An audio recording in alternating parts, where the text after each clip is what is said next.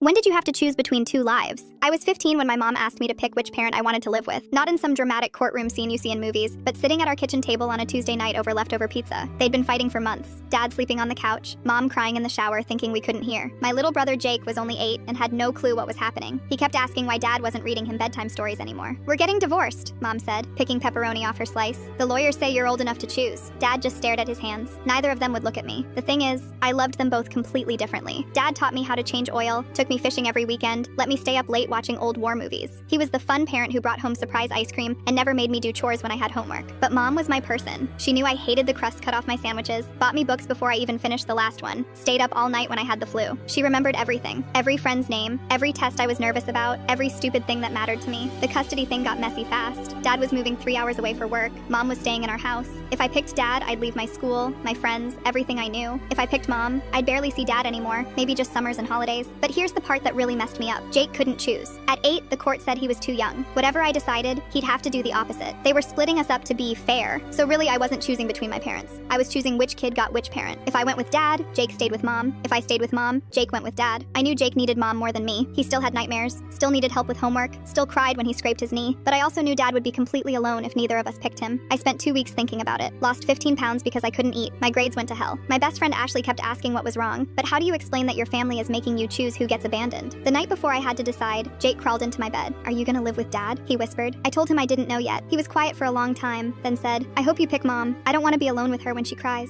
That's when I realized Jake knew everything. He heard the fights, saw mom crying, noticed dad sleeping on the couch. He was just 8, but he wasn't stupid. So I made my choice. I picked dad, not because I loved him more, but because Jake needed mom, and mom needed Jake. Dad needed someone too, but he was stronger. He could handle being alone better than an 8-year-old could. The day I moved, Jake helped me pack. He put his favorite stuffed dinosaur in my suitcase and said I could keep it until I came back. I didn't have the heart to tell him I might not come back for a really long time. Living with dad was harder than I thought. New school, no friends, and dad working 60 hours a week to afford the bigger apartment he got so I'd have my own room. We ate a lot of takeout and watched a lot of TV in silence, but the worst part was the phone calls home. Jake would tell me about school and his new teacher, and I could hear him getting quieter each week. Mom would get on and try to sound cheerful, but I could tell she was struggling too. 6 months in, dad sat me down and said something I'll never forget. "You know this isn't permanent, right? If you want to go back, we can figure it out." I told him I was fine, that I liked it there. He laughed, but not in a mean way. "Kid, you've been miserable since day one. You think I can't tell?" That's when I started crying, really crying like I hadn't since the whole thing started. I told him about choosing between him and Jake, about feeling like I abandoned my little brother, about being scared he'd forget me. Dad held me while I cried and said, "You didn't choose between lives, honey. You chose to sacrifice yours so everyone else could keep theirs." We worked out a different plan. I moved back with mom and Jake, but spent every summer and most holidays with dad. It wasn't perfect, but it was better. Jake got his big sister back, mom got help with everything, and dad got regular visits instead of a miserable teenager.